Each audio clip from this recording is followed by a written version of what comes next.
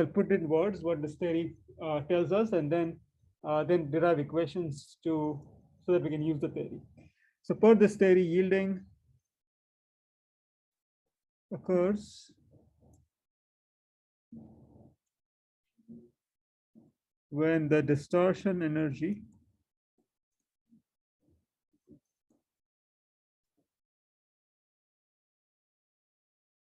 so distortion strain energy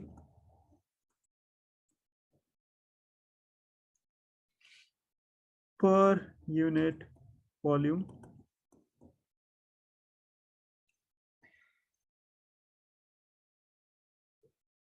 exceeds the distortion strain energy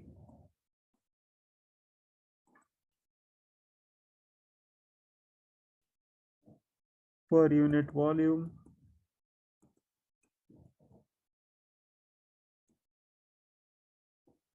for yield in a simple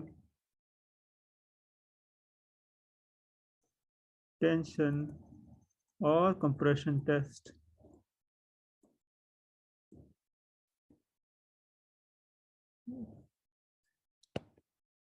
for the same material.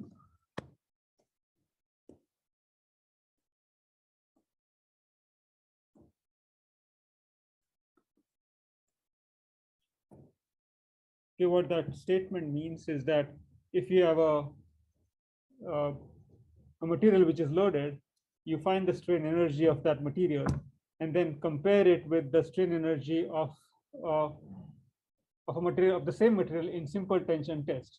And so when that stress exceeds the stress in this case, when it fails, is when you know when the other material, which is the test material, is going to fail. So I'll give you the equations in a bit, and we'll actually derive them. The reason is why is this theory being used? Why is the maximum shear stress theory not good enough? Well, it turns out that when they observed certain ductile materials, they found that when so let me just it's best to explain it with this figure. So let's say that there is a simple so the strain in a material which is is loaded in all three dimensions is so this is the principal stress, which is what I'm drawing: sigma 1, sigma 2, and sigma 3.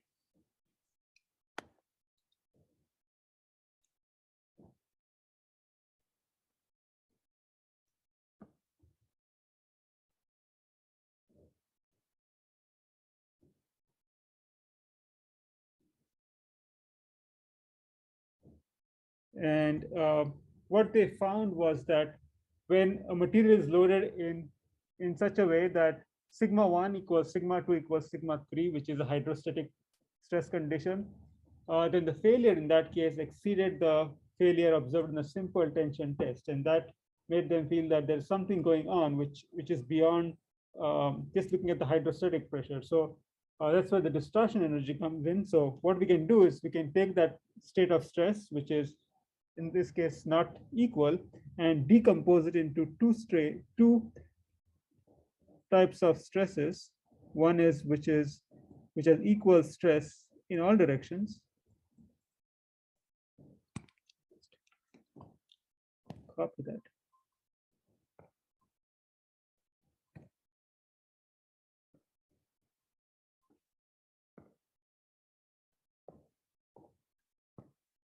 Yes, so that's, and I'll rename those stresses in a bit.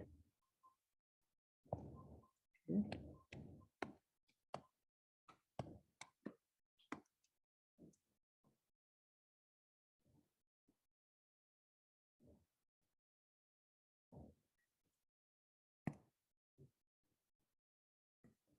So this is like superposition, where we're going to decompose the stresses into two parts. One is an equal stress, where the sigma AV is the arithmetic mean of the three stresses, 2 by 3. Okay, and then this one is sigma 1 minus sigma AV, sigma 2 minus sigma, sorry, sigma 3 minus sigma AV, sigma 1 minus sigma AV, and sigma 2 minus sigma AV. So this is what they call the hydrostatic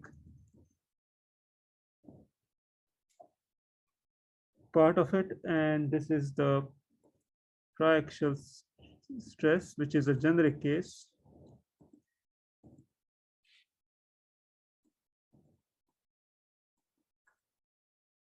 Okay, so when you decompose, well, first of all, you need to see that if you add the two stresses along the three directions, you actually recover the stress on the left side. So for example, if you add sigma AV to sigma 3 minus sigma AV, then sigma AV cancels off and you're left with sigma 3, which is actually the stress here. And the same thing applies for other directions. The reason why we decompose this is that the first part, the hydrostatic part, consists of equal stresses in all directions. So what this stress does is basically elongates the material in all directions for the same amount. Okay, because it's equal stress in all directions. Assuming that the material property is the same in all directions, we'll have equal strain in all directions. So it will only expand in volume. Okay, there won't be any distortion or change in shape. Like when there's a shear, the shape changes. The second part, the distortion part, the stresses are not equal.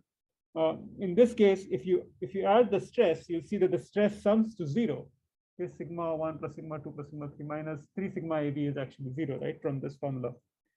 So that part doesn't lead to increase in volume or decrease in volume. It only leads to distortion, and that's why it's called the distortion component.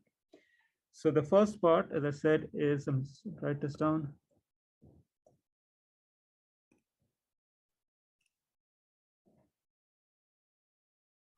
Only, so change in volume.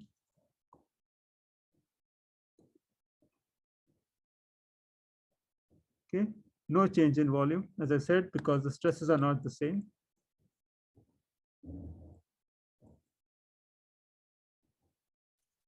And this one is no distortion,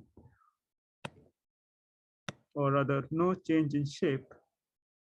Shape is a bad word, right? So bad in the sense that shape, it does change shape in the sense it grows, but then it doesn't really change its it doesn't get distorted. So maybe distorted is the right word. No distortion or change in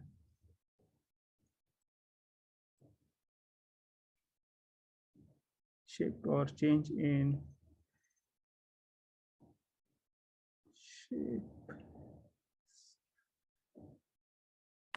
I don't have a good word for this. Shape is perhaps the easiest way of explaining distortion.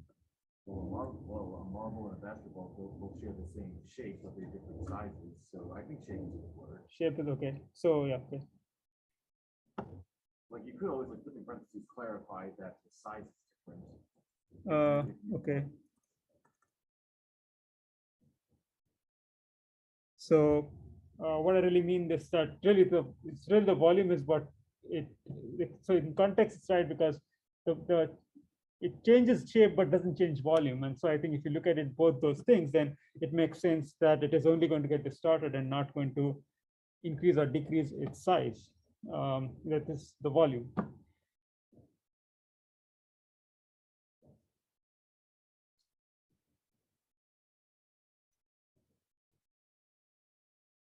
Okay, so this theory is per the strain energy, this part is important for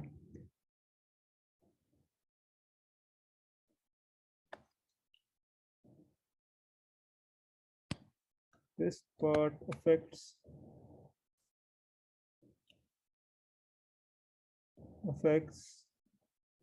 the prediction of failure. So in the maximum shear stress theory, we looked at the maximum shear stress and said that fails when the maximum shear stress is when things fail. What this theory is saying now is that it's not just the stress, but it's also the distortion, which is important. And it's come from an observation that materials, when they're loaded in hydrostatic conditions, to fail at a stress much higher than that we would see in a simple uniaxial test. Okay, so that is just an observation.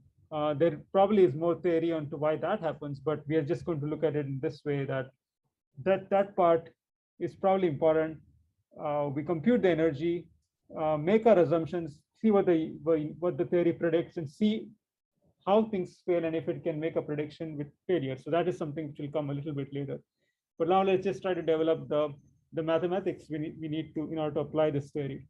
So first thing I'll do is I'll find strain energy in general. I'll define it.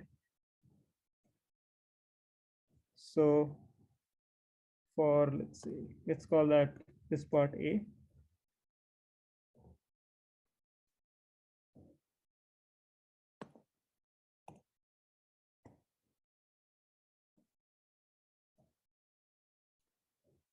Okay, so I'm going to call this first part A, and that is B plus C. So in other words, if you want to find the strain energy of part A, it's going to be strain energy of part B plus strain energy of part C. Okay, we'll call this with U. That's the strain energy.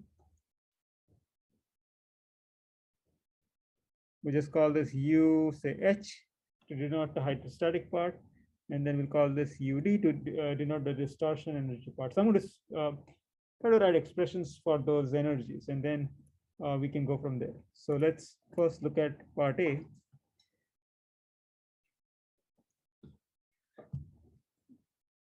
Triaxial stress. Okay, which will be the total. So in this case, we're trying to find the total strain energy.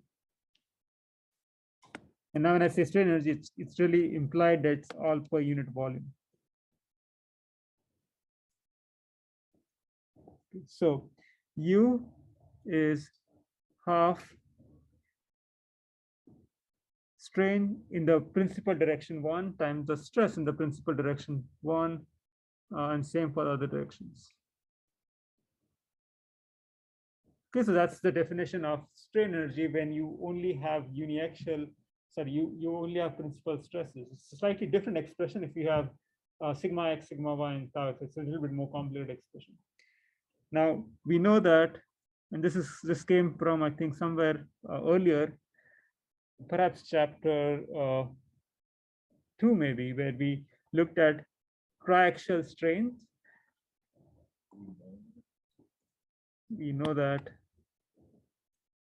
the strain in direction 1 is 1 divided by E sigma 1 minus nu sigma 2 plus sigma 3. So that basically is nu is the Poisson's ratio, which we saw, which is the lateral strain to the longitudinal strain. And this was an expression which I wrote down a long time back. It's again comes from empirical observations, right? From the definition of nu. We can write similar expressions. What is the name of that?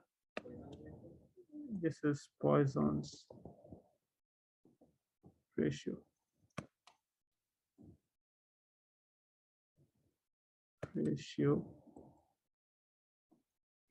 Lateral strain divided by the longitudinal strain.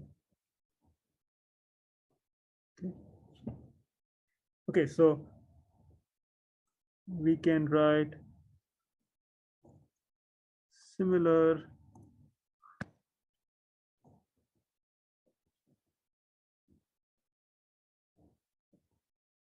expressions for epsilon 2 and epsilon 3. Okay, so once you write them down, you can sub in the value for epsilon 1 and 2, and then you get this expression for the strain energy. It's 1 divided by 2E. Everything will be in terms of sigmas. Sigma 1 square plus sigma 2 square sigma 3 square minus 2 times nu sigma 1 sigma 2 plus sigma 2 sigma 3 sigma 1. Let's call that 1. Okay, so we got the first part. Now let's get the hydrostatic part. So B, hydrostatic strain energy. So we call it UH. Okay, it's kind of an easy thing to derive this because we've seen that the difference between triaxial strain stress and this one is that we just have to replace sigmas with sigma 1 with sigma AV, sigma 2 with sigma AV, and so on. So we just do that. So in one, expression 1, put sigma 1 equals sigma 2 equals sigma 3 equals sigma AV, which is sigma 1 plus sigma 2 plus sigma 3 divided by 3. And so if you do that in one, it comes out to be 1 divided by 2e. Oh, it's much simpler than this.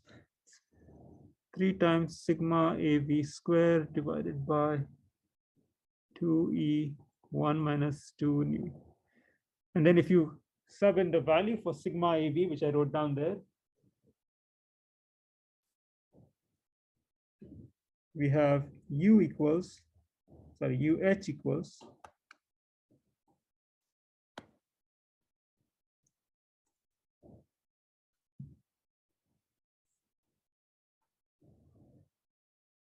3 times 1 minus 2 nu divided by 2e, and then we'll have sigma 1 square plus sigma 2 square plus sigma 3 square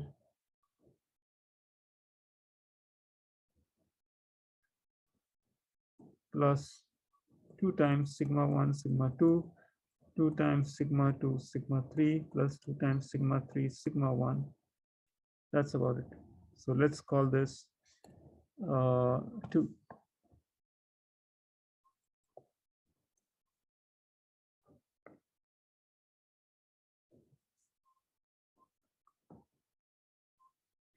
Okay, so we have an expression for UH, we have for U. Now we just need to find the expression for C, which is the distortion part, distortion strain energy, which is we defined as UD.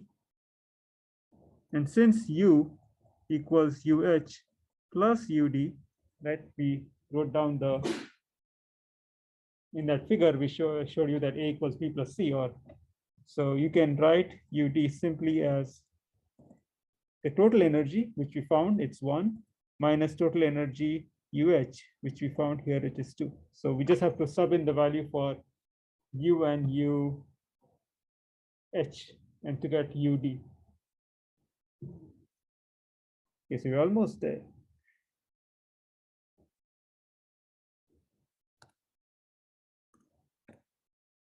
So from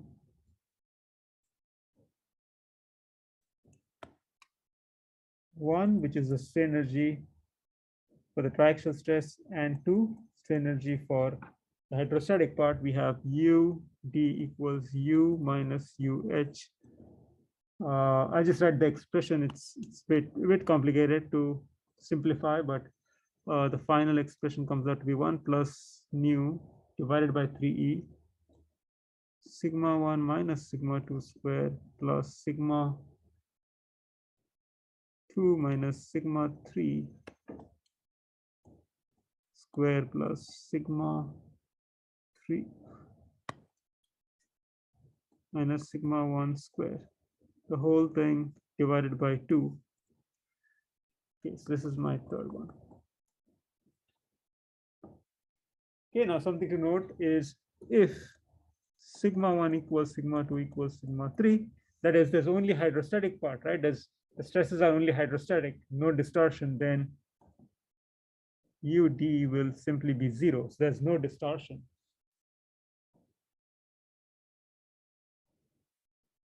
Okay, so now we are ready to actually find what we need, which is how does this apply to failure theories? So here's our failure criterion, right?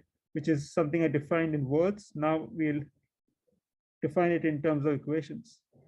Okay, so simple, we need to find the failure in simple tensile test. So in a simple tensile test,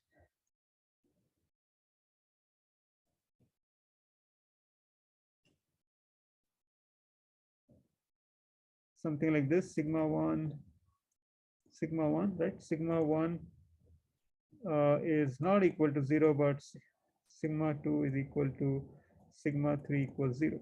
Now, what happens is when things are, well, when you keep increasing sigmas, sigma 1, eventually this material will fail. And we've seen that the material will fail. Well, in this case, by failure, I mean if you go from elastic region to the plastic region when it reaches the yield strength. This was the stress strain curve we drew a long time back in chapter 2. So all I need to do is put these in this equation, equation 3. And that will tell me what is the strain energy due to distortion in the uniaxial tension test. So UD in this case is, let's call that prime, is 1 plus mu divided by 3e. I just copied this down. And then when I put sigma 1 equals sy, sigma 2 and sigma 3 equals 0 in this one expression, I get sy squared.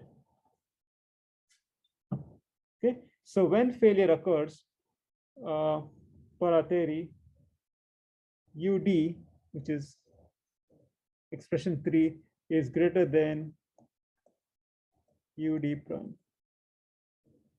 for failure to, so this is distortion energy criterion, right? When the strain energy is exceeded. So what I do is I can take this expression, which is 3, and then let's call this 4. So from 3 and 4, so 3 is this, 4 is this. I can write sigma 1 minus sigma 2 square plus sigma 2 minus sigma 3 square plus sigma 3 minus sigma 1 square divided by 2. And then I'm going to get rid of the square here by just taking the square root of everything. So this will take the square root of all this is greater than equal to, here equal to is missing, sy. Okay, we'll call this whole thing on the left side as sigma prime. Okay, and the sigma prime has got a special name by the person who came up with the theory. It's called the von Mises stress.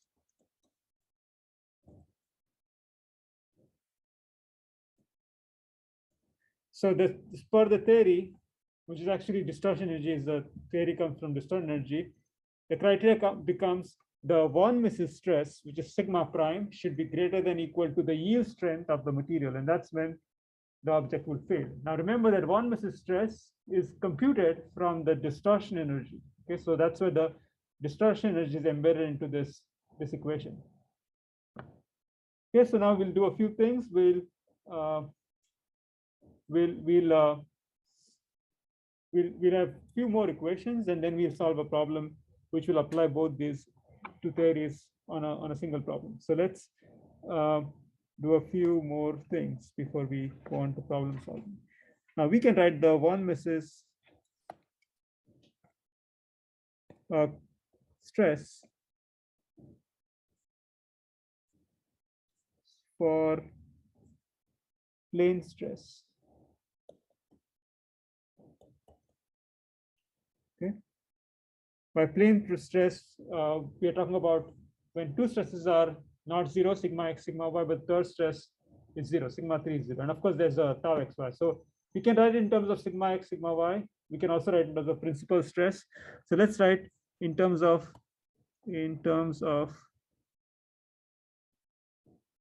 principal stress. Okay, but we can also write in terms of sigma x, sigma y, which I'll show you in a bit. So let's sigma A be, sigma 1, which is the first principal stress, say sigma A. Sigma 2 is the second stress, let's say sigma B, and then sigma 3 equals 0. Now you could also exchange this. If sigma B is less than 0, you could write sigma 2 is 0, sigma 3 is sigma B. Turns out that no matter what the values are, it won't really change the one misses stress. So you can see now that if you put this in equation, let's see what's it called. So that's equation 4. No, sorry, equation. I didn't call the same thing. So let's call this one. Let me write it down, I think. So we have written down sigma prime equals square root, a better way to write this is probably this, sigma 1 minus sigma 2 squared plus sigma 2 minus sigma 3 squared plus sigma 3 minus sigma 1 square divided by 2, and then you can say raised to half. So put these values inside expression for sigma prime, and you get sigma A square minus sigma A. So sigma prime, you did like minus instead of that was plus. Here. No, like between the 1 minus 2 squared and the 2 minus 3 squared. 1 minus 2 squared. Like the previous page. Oh, did I? Oh, you must have that. I changed it. Okay. Yeah, it should look very symmetric. If it's one of them won't be plus. Okay. Okay, sigma A squared minus sigma A sigma B plus sigma B squared is greater than SY. So that's the criteria for failure in plane stress condition. Let's call this 5.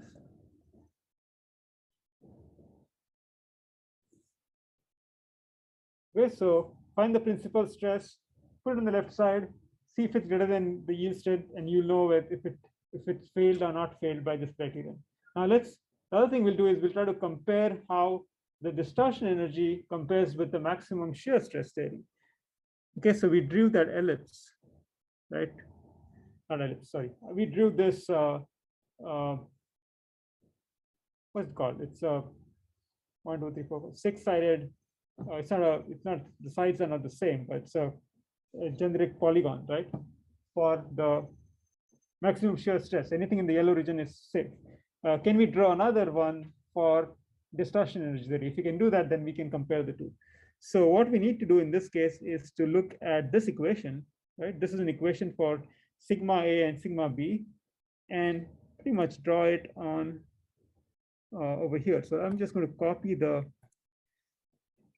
this first.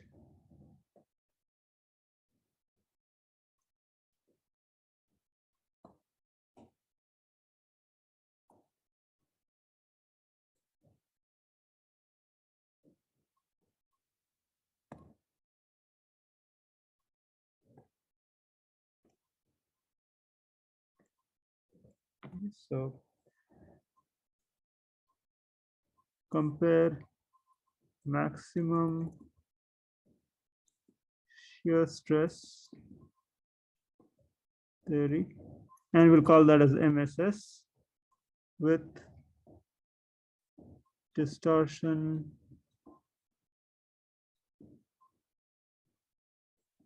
energy theory, which we'll call as D. Okay, so let's paste the part from previous class on.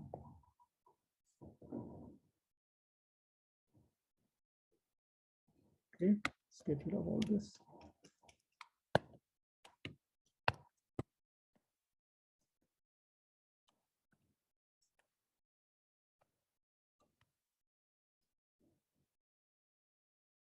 Okay, so this is the plot for MSS. Now, if you look at the equation for equation 5, that equation, do you recognize what that equation is for?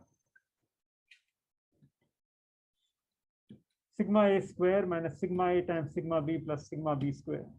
Is the equation of a circle? It's not an equation of circle. Equation of circle doesn't have the sigma A, sigma B. So it turns out that's an equation of an ellipse. Okay, and the ellipse is actually sitting right on. It's actually the polygon is inscribed inside the ellipse. So I'm going to draw the ellipse in the same figure. Something like this. And let me just use a thicker pen.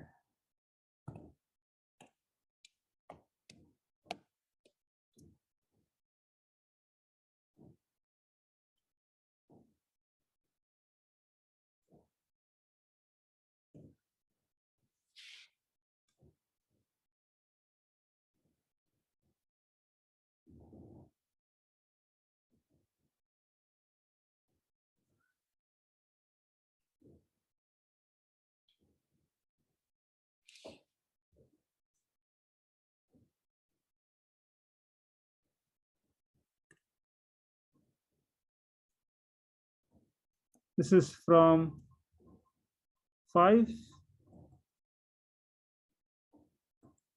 equation of an ellipse.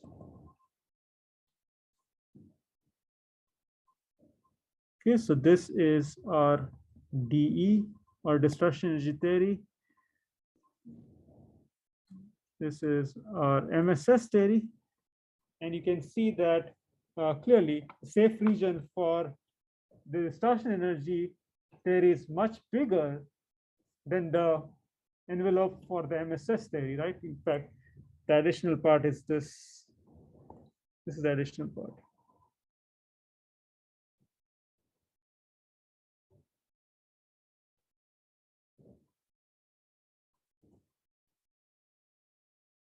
And then the yellow, this whole thing yellow. This part is the same for both of them. So at some points, both theories predict failure at the same stress values. So for example, if you look at these corners here, here, the predictions are the same. They predict failure at the same time. But if you look at the other regions, any other point, then you'll see that MSS predicts failure much before D predicts failure. So here, the stress is SY, but it's actually a little bit higher in terms of distortion energy. So in other words, the MSS theory is a little bit more conservative than the distortion energy theory because it's predicting failure earlier than D. So that's kind of important thing. So from the plot,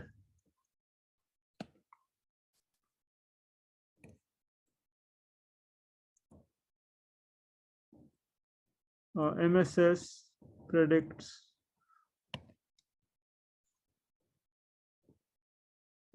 failure slightly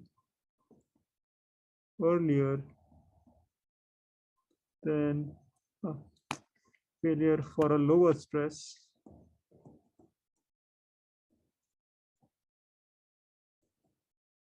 than PE.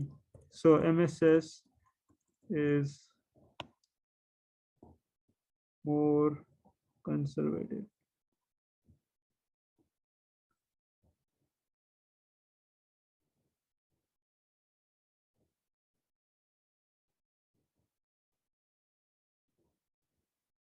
Yes, and we'll see. It turns out that some materials actually behave by MSS theory, some of them behave by D.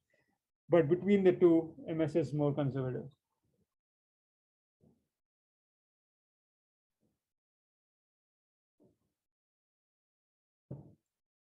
Okay, so now let's see a few more things. How do you design based on the distortion energy theory?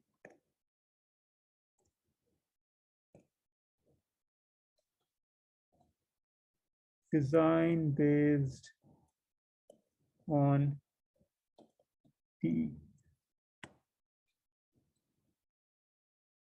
So we know aside that we say that as per D, the material will fail when the non-missive stress is greater than Sy. So instead of waiting for it to fail till it reaches Sy, what we do is we introduce a factor of safety and say that we want to ensure that sigma prime is Sy divided by n, where n is factor, sorry, this is the design factor. We can call it design factor or factor of design. Yeah, so it just depends on how you use it. So if you design the material first and then you use that to compute n, then it's the factor of safety. But if I give you this equation and then you use that to design the whatever machine element, then it's a design factor.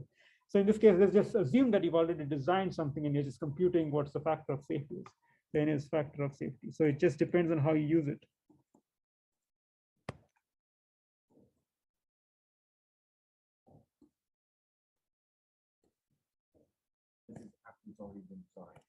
Yes.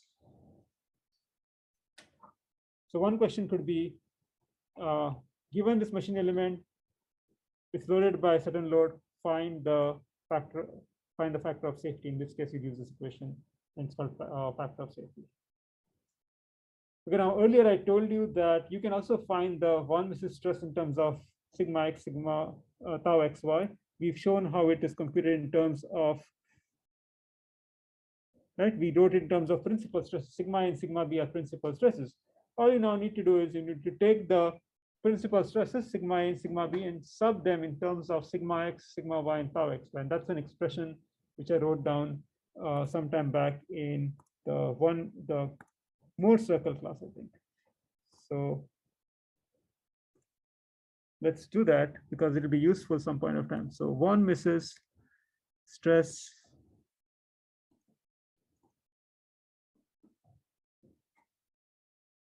in terms of sigma x, sigma y, tau xy. Okay, so I wrote down sigma prime is sigma 1 minus sigma 2 square, sigma 2 minus sigma 3 square, sigma 3 minus sigma 1 square divided by 2. All I need to do now is sub in the value of sigma 1, 2 from that chapter on Moore circles. Sigma 1, 2 is sigma x plus sigma y divided by 2 plus or minus square root sigma x minus sigma y square plus tau x y square. And of course, sigma 3 is 0. So it's a bit of work to get to put that in and simplify, but I'm just going to give you the final expression which comes out. It's much simpler than it seems. It's sigma x square plus sigma y square minus sigma x, sigma y plus 3 tau square xy. So that is the expression you need if you want to find the von Mises stress from the general plane stress, sigma x, sigma y, tau xy.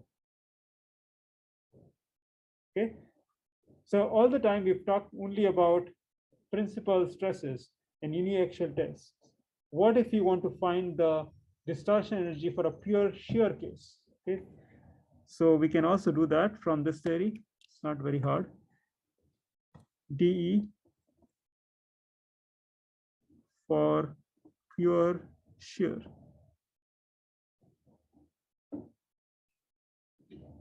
Okay, so pure shear is something like this.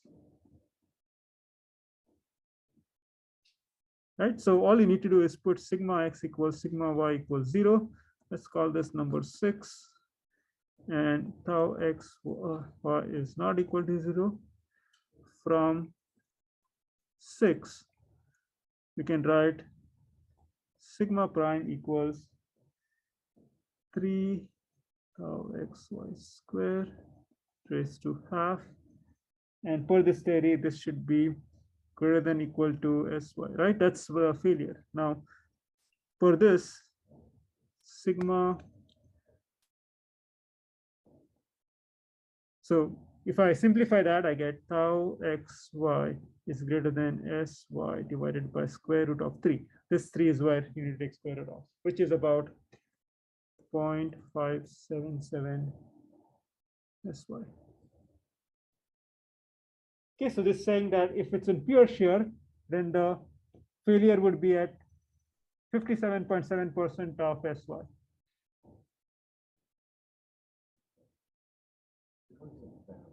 Square root sy, root sy by 3 on the bottom. Okay. Yeah, so this tau xy, you get tau xy, and then 3 goes down as a square root because it's a square root, right? Half. So 1 divided by square root of 3, which is 1.732, is 0.577.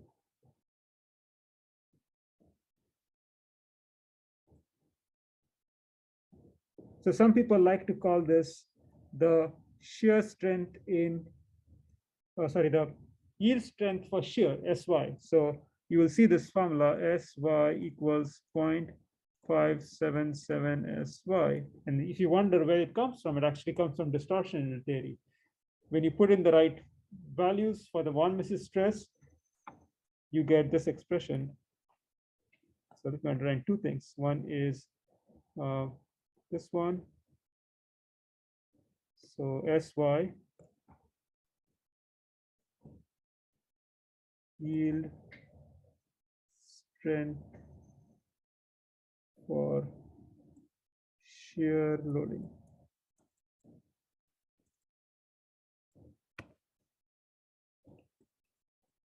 This is the yield strength in a uniaxial load test, right?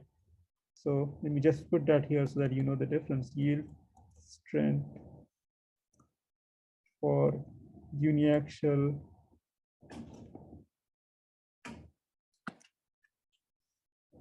or for uniaxial normal strength.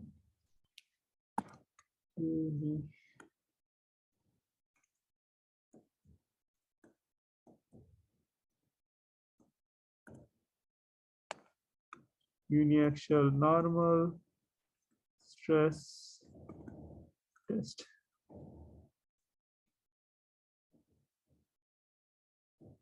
Almost there. So the last thing I will do is let's just compare distortion energy theory with the MSS theory for pure shear.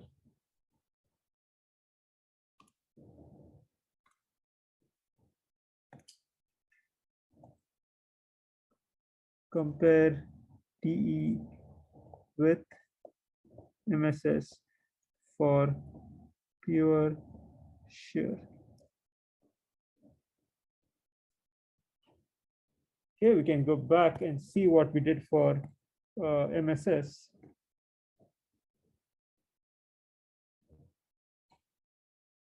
Yeah, there it is. So here's the expression for the for MSS theory. Tau max is greater than equal to tau prime max equals SY divided by 2. In other words, when the maximum shear stress equals S is greater than equal to SY by 2 is when failure occurs.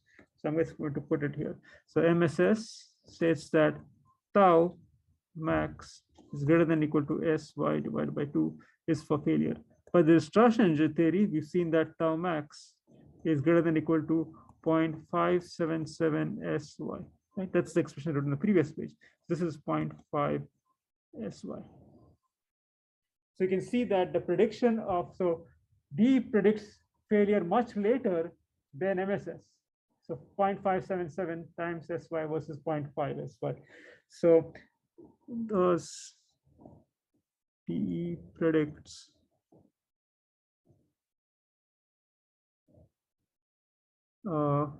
failure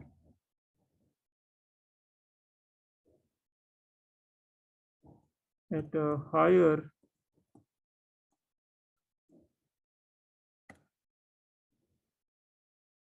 stress than MSS. In fact, we can find how much the prediction is off.